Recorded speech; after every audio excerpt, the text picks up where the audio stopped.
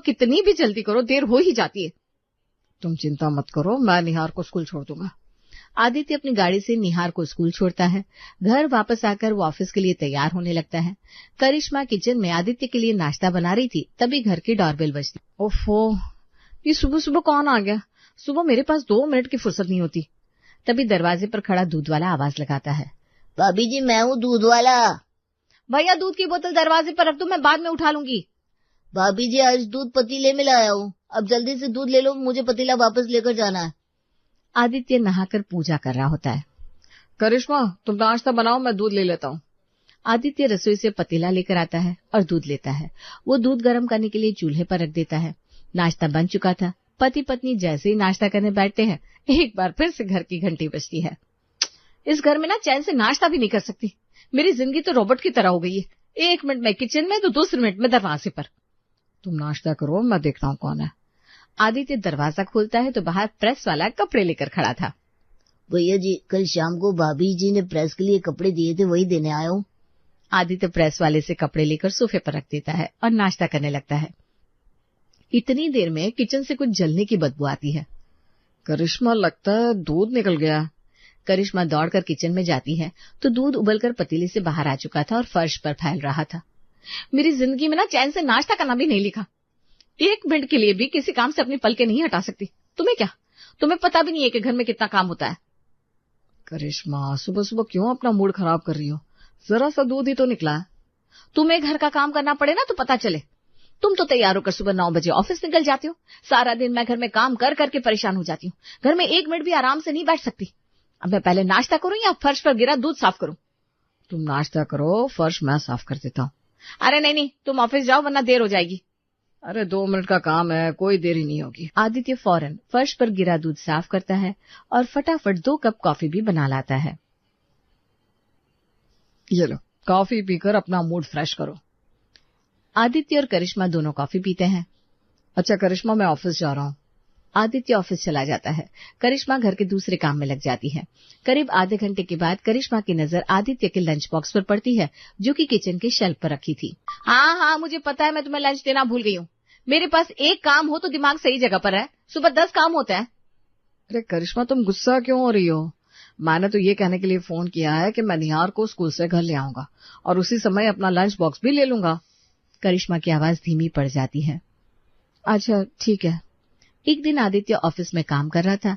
उसी समय उसकी माँ का फोन आता है। आदित्य बेटा, तेरी बहुत याद आ रही है, थोड़े दिन के लिए बहू को लेकर घर आ जाना। माँ, अभी ऑफिस में वर्क प्रेशर बहुत है, छुट्टियां नहीं मिलेंगी। निहार के स्कूल में भी छुट्टियां नहीं है। आप और पिताजी कुछ दिन के लिए हमारे पास आ जाओ ना, मैं आप दोनों को शहर भी घुमा दूंगा। ऐसा करता हूँ, मैं आप दोनों की कल की टिकटें ही बुक करा देता हूँ। ठीक है बेटा, मैंने तेरे लिए चने के लड्डू बनाए हैं, तुझे पसंद है ना? हाँ माँ, कितने दिन हो गए तुम्हारे हाथ के बने चने के लड्डू नहीं खाए। आदित्य अपने माँ और पिता की ट्रेन की टिकटें बुक करा देता है। शाम को जब आदित्य घर आता है। करिश्मा, कल सुबह की ट्रेन से माँ और पिताजी आ रहे हैं। क्या? माँ और पिताजी आ रहे हैं? हाँ, क्यों, क्या हुआ? तुम उनके आने से खुश नहीं हो क्या? ऐसी बात नहीं है, लेकिन तुमने घर की हालत देखी है। माँ को गंदगी पसंद नहीं है। तुम्हारी अलमारी, निहार के खिलौने, ये सब बिखरे पड़े। माँ सबसे पहले घर की हालत देखेंगी, फिर मुझे कहेंगी मैं घर में सारा दिन करती क्या हूँ।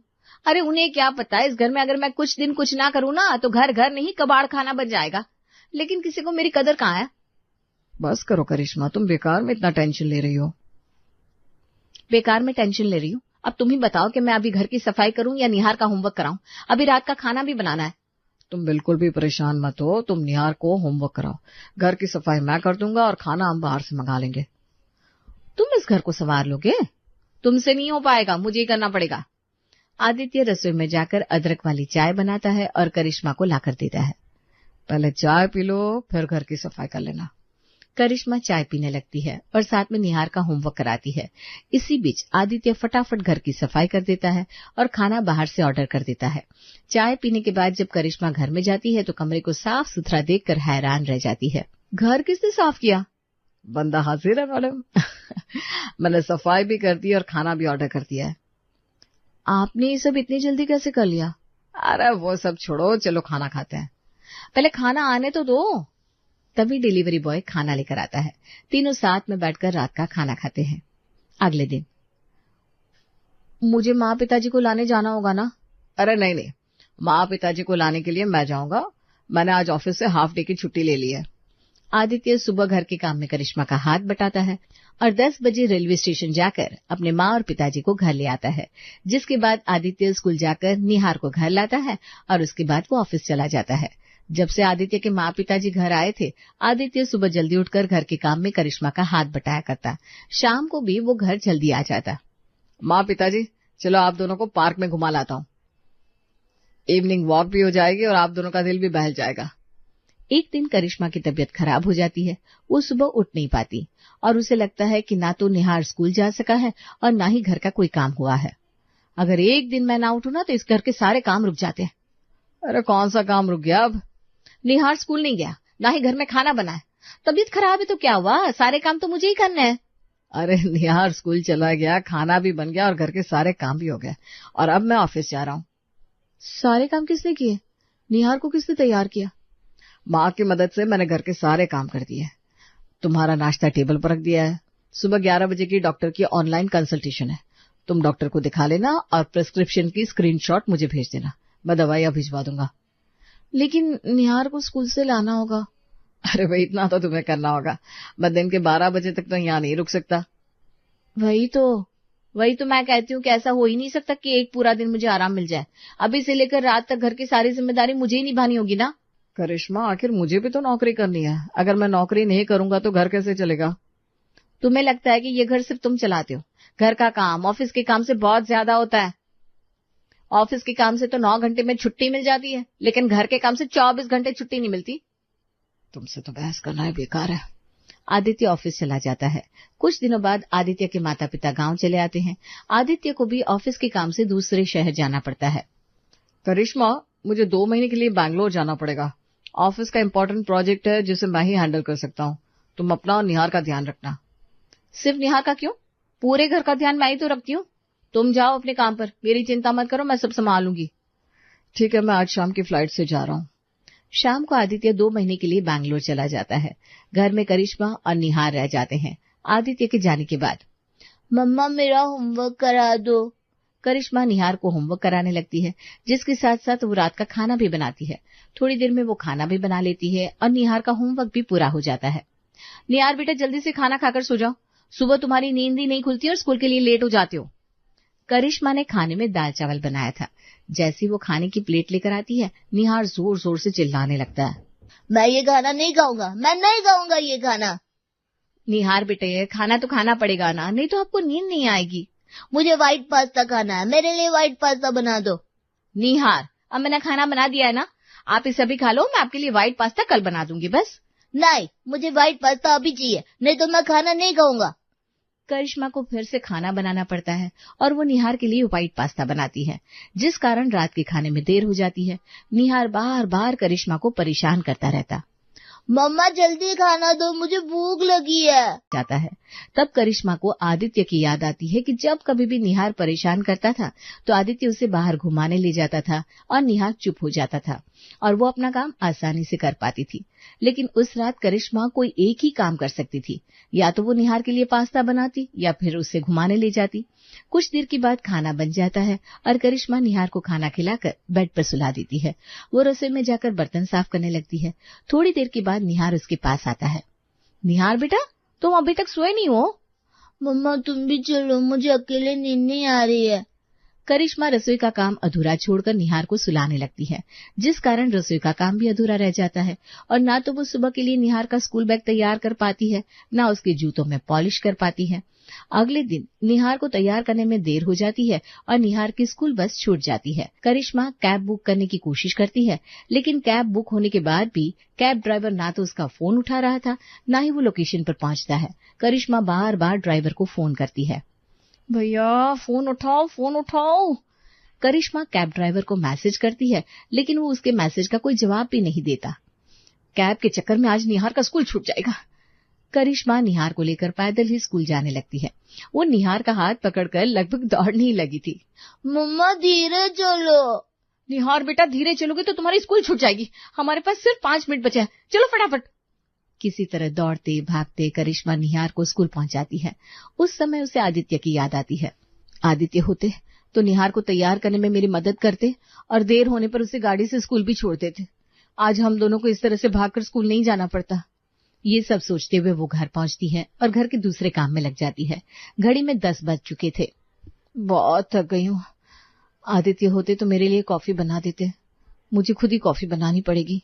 लेकिन जब वो कॉफी बनाने जाती है तो देखती है कि आज दूध वाले ने दूध ही नहीं दिया। आज दूध वाला दूध देने नहीं आया। अब आधे लीटर दूध की थैली लेने के लिए बाहर कौन जाएगा। लेकिन निहार को तो दूध देना ही पड़ेगा। घर के काम से थक चुकी करिश्मा का अब बाहर जाने का बिल्कुल मन नहीं था, लेकिन दूध लाने के लिए उसे बाहर जाना ही पड़ता है। वो बाजार जाकर दूध लाती है और अपने लिए कॉफी बनाती है। कॉफी पीने के बाद सोफे पर ही उसकी आंख लग जाती है। करीब 2 घंटे के बाद फोन की घंटी से उसकी आंख खुलती है। निहार के स्कूल बस का ड्राइवर उसे फोन कर रहा था। करिश्मा फोन उठाती है। मैडम जी, कब से बस स्टॉप पर आपका इंतजार कर रहा हूँ। अब निहार को लेने नहीं आओगी क्या? मुझे दूसरे बच्चे को भी उनके घर छोड़ने जाना है। 2 मिनट रुको भैया, मैं अभी आ रही हूँ। करिश्मा दौड़ते हुए बस स्टॉप पर जाती है तो देखती है निहार रो रहा है। मम्मा, आज तुम लेने क्यों नहीं आई? पापा रोज टाइम पर मुझे लेने आते थे, अब पापा को बुलाओ।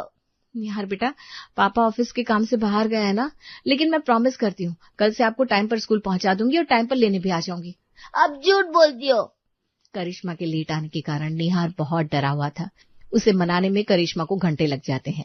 दूसरे दिन करिश्मा सुबह जल्दी उठकर निहार को समय पर स्कूल पहुंचा देती है। सुबह जब दूध वाला आता है, भैया आप कल दूध देने क्यों नहीं आए? मैं तो आया था भाभी जी, आप शायद घर पर नहीं थी। मैंने कई बार घंटी बजाई लेकिन हमने दरवाजा नहीं खोला। करिश्मा समझ जाती है कि गलती दूध वाले की नहीं उसकी है। उस दिन आज तो घर के सारे काम समय पर निपट गए। मशीन में कपड़े धो लेती हूँ। लेकिन जैसे ही वो कपड़े धोने के लिए वॉशिंग मशीन में डालकर उसे ऑन करती है तो उसमें पानी नहीं आता। अरे, कहीं मशीन खराब तो नहीं हो गई? करिश्मा घर के दूसरे नलों में चेक करती है तो पानी कहीं भी नहीं आ रहा था। ओफो, अब ये नई मुसीबत। वो आदित्य को फोन लगाती है। हाँ बोलो करिश्मा, क्या बात है? घर में सब ठीक तो है ना? अरे घर में कहीं पानी नहीं आ रहा है, तुम जरा प्लम्बर को फोन कर दो ना। करिश्मा, अभी मैं मीटिंग में हूँ, मैं तुम्हें प्लम्बर का नंबर मैसेज कर देता हूँ, तुम खुद उसे फोन कर लो। आदित्य उसे प्लम्बर का नंबर मैसेज करता है। करिश्मा प्लम्बर को फोन लगाती है। भाभी, अभी तो मैं काम पर हूँ, अब कल ही आ पाऊंगा। भैया घर में कहीं भी पानी नहीं आ रहा, मैं कल तक नहीं रुक सकती, आप प्लीज अभी आ जाओ। ठीक है, मैं आ जाऊंगा, लेकिन ज्यादा चार्ज लगेगा। अगर कोई सामान लाना हुआ तो वो भी आपको लाना होगा। ठीक है, लेकिन आप आ जाओ। प्लम्बर आता है, वो चेक करता है। लीजिए, पानी आने लगा। जरा सा एयर आ गया था, मैंने ठीक कर दिया है। 500 रुपए हो गए। 500 रुपए? मैंने आपको कहा था ज्यादा पैसे लगेंगे, मैं अपना काम छोड़कर आया हूँ ना। हाँ ठीक है भैया। करिश्मा उसे 500 रुपए दे देती है, लेकिन मन ही मन सोचती है ऐसे छोटे मोटे काम तो आदित्य कर देते थे। ना प्लम्बर को बुलाने की जरूरत पड़ती थी, ना 500 रुपए खर्च करने पड़ते। इसी तरह घर के हर छोटे बड़े काम में करिश्मा को आदित्य की कमी बहुत खलने लगती है। महीने के अंत में धीरे धीरे सारा राशन खत्म होने लगता है। पहले करिश्मा और आदित्य दोनों निहार को लेकर मॉल जाते थे और वहीं से सारा राशन खरीदते थे। लेकिन अब आदित्य घर पर नहीं था, इसलिए करिश्मा को निहार के साथ मॉल जाना पड़ता है। मॉल में करिश्मा एक एक करके जरूरत की चीजें कार्ट में रखती जाती है और इसी बीच उसे ध्यान नहीं रहता, न जाने कब निहार का हाथ उसके हाथ से छूट गया। करिश्मा निहार को ढूंढने लगती है। निहार बेटा, निहार। निहार कहाँ चला गया? मॉल बहुत बड़ा होता है, वो निहार को ढूंढ नहीं पाती। उससे आदित्य की बहुत याद आती है। जब दोनों राशन लेने आते थे तब आदित्य निहार का ध्यान रखता था और करिश्मा बेफिक्र होकर जरूरत के सामान खरीदती थी। निहार के खो जाने पर वो मॉल के मैनेजर से उसे ढूंढने के लिए कहती है। डोंट वरी मैडम, हम आपके बेटे को अभी ढूंढ लेंगे। मैनेजर अपने सारे कर्मचारियों को निहार को ढूंढने में लगा देता है। निहार मॉल के बाथरूम में रोता हुआ मिलता है। मम्मा, मम्मा। करिश्मा दौड़कर निहार को गले से लगा लेती है। मम्मा, तुम कहाँ चली गई थी? मैं कब से तुम्हें ढूंढ रहा हूँ। निहार बेटा, मैं कहीं नहीं गई थी, मैं तुम्हारे पास ही हूँ, चलो घर चलते हैं। करिश्मा का मूड बहुत ऑफ हो जाता है। वो पूरा राशन भी नहीं ले पाती और निहार को लेकर घर आ जाती है। वो इमोशनल हो जाती है और आदित्य को फोन लगाती है। हेलो आदित्य, तुम घर कब आओगे? क्या बात है करिश्मा, तुम टेंशन में लग रही हो, कोई बात है क्या? किसी ने तुम्हें कुछ कहा क्या? किसी ने कुछ नहीं कहा, लेकिन तुम्हारे बिना कुछ भी ठीक नहीं है, तुम जल्दी घर आ जाओ। करिश्मा, बस 1 महीना और, मैं अगले महीने घर